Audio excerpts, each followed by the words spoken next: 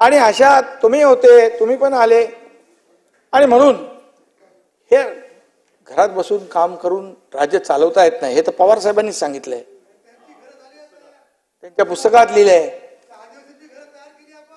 हा, इरशाळवाडीतली घरं कंप्लीट तयार झाली आणि त्याचं ते बघा कशी का केलेली आहेत, चांगली केलेली आहेत आपण. आणि म्हणून या ठिकाणी मी आपल्याला एवढंच सांगेन की गर्दी असते, कार्यकर्ते येतात, त्यांना भेटतो, सगळ्या गोष्टी आहेत. सर्वसामान्य शेतकरी कुटुंबातला मी असल्यामुळे मला शेतकऱ्यांची दुःख माहीत आहे, जाणीव आहे. आणि म्हणून आम्ही NDRFचे नियम बदलून टाकले, दुप्पट केलं, 2 हेक्टरचे 3 हेक्टर केले. सततच्या पावसाचं नुकसान मिळत नव्हतं, तेही देऊ लागलो. गोगलगाईचा कारभार अगोदर होता, गोगलगाईने नुकसान केलेले तेही आम्ही भरून दिलं. 8,500चे 13,500 केले आमचा मंत्री. आपण पोचतो लवकर कुठं पण. आणि म्हणून, आणि खरं म्हणजे नाना भाऊ, मी नेहमी सांगतो की मी स्वतःला CM कधी समजत नाही, मी स्वतःला कॉमन मॅन समजतो. CM म्हणजे कॉमन मॅन हे मी समजतो. कारण शेवटी डोक्यामध्ये ती हवा गेल्यानंतर रस्त्यावरचा कार्यकर्ता, जमिनीवरचा कार्यकर्ता हवेत चालू लागतो. आणि म्हणून गर्दी हेच माझं टॉनिक आहे. गर्दीची मला कधीच ॲलर्जी नव्हती, परंतु काही लोकांना जरा जरी गर्दी झाली की लगेच सर्दी होते, असे काही लोक आहेत. आणि म्हणून या ठिकाणी मी आपल्याला सांगेन, मुख्यमंत्री माझी लाडकी बहीण योजना वर्षाला 18,000 रुपयांचा माहेरचा आहेर आम्ही त्यांना देतोय. मुख्यमंत्री अन्नपूर्णा योजना, 3 मोफत गॅस सिलेंडर, महिलांना 50% तिकिटामध्ये सवलत, ज्येष्ठांना मोफत ST बाबा,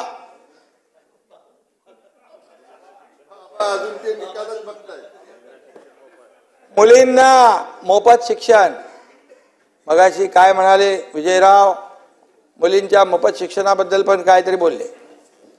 एक दिवस रात्री 12:30 वाजता मला फोन आला की एका मुलीने आत्महत्या केली आहे. का तर जे 50% सरकार पैसे भरत होते आणि 50% पालक, त्या 50% पालक देखील त्याची कॅपॅसिटी नव्हती भरण्याची क्षमता, म्हणून त्या मुलीने आत्महत्या केली. त्याच दिवशी आम्ही ठरवलं की मुलींना 100% मोफत शिक्षण देण्याचा आणि निर्णय घेतला.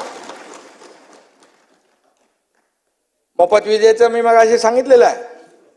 आणि म्हणून महात्मा ज्योतिबा फुले, तानाजीराव 1.5 लाख रुपयावरून ती योजना 5 लाखावर आम्ही नेली. दवाखाना, बाळासाहेब ठाकरे दवाखाना आपल्या दारी, तो आम्ही केला. 700 दवाखाने केले.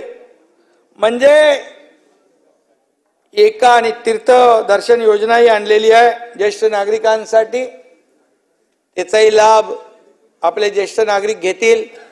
जयंतराव, त्यांची अपेक्षा असते परंतु ऐपत नसते, तोही विचार आम्ही केला.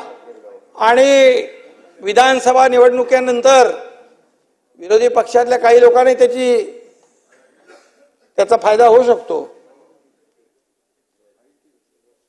तीर्थदर्शन करायला, तीर्थाटन, मोफत उपचार, हे सगळं केलं आम्ही. म्हणजे बघा विजयराव, बघा एका सुखी कुटुंबासाठी काय हवंय, काय नको याचा विचार करून या योजना आखल्यात आम्ही. आणि म्हणून विजयराव, अशा प्रकारचे योजना आणणारं हे पहिलं सरकार आहे. दवाखाने वाढवू ना आपण, बिलकुल वाढवू, दवाखाने वाढवू. कारण नाही बिलकुल वाढवणार. आणि सगळ्यांचा इलाज आम्ही करू, पूर्ण सगळ्यांचा उपचार. आता काय हे सगळे योजना केल्या ना राजेशजी, या योजना केल्यानंतर काही लोकांना पोटदुखी होईल, मळमळ होईल, त्रास होईल, त्यांचा मोफत इलाज त्या बाळासाहेब ठाकरे आपल्या दवाखान्यामध्ये होईल मोफत.